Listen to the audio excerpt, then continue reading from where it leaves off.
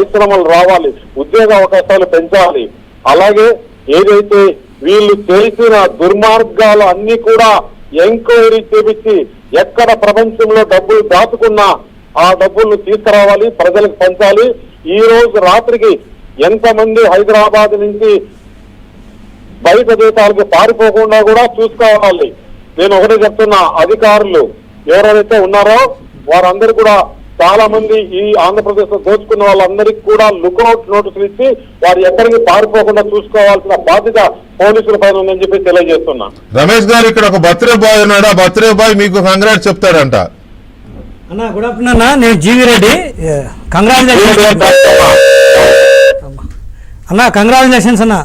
Thanks అమ్మా. నువ్వు కూడా ఈ గెలుపులో ఒక పాత్ర జీవిరెడ్డి గారు.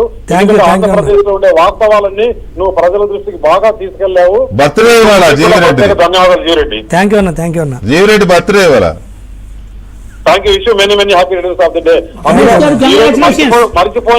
మరిచిపోని బర్త్డే.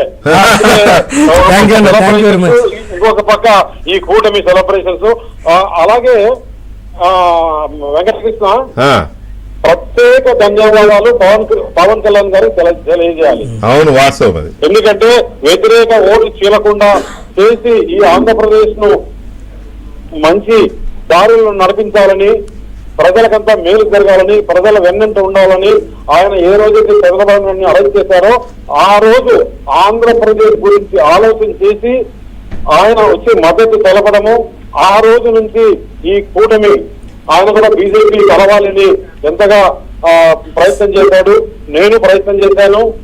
ప్రజలు, ఎందుకంటే ఆంధ్రప్రదేశ్ ప్రజలు పడే బాధలు చూడలేక ఈ దుర్మార్గుడు ఇంకా ఉంటే రాష్ట్రం అధోగతి అయిపోతుంది.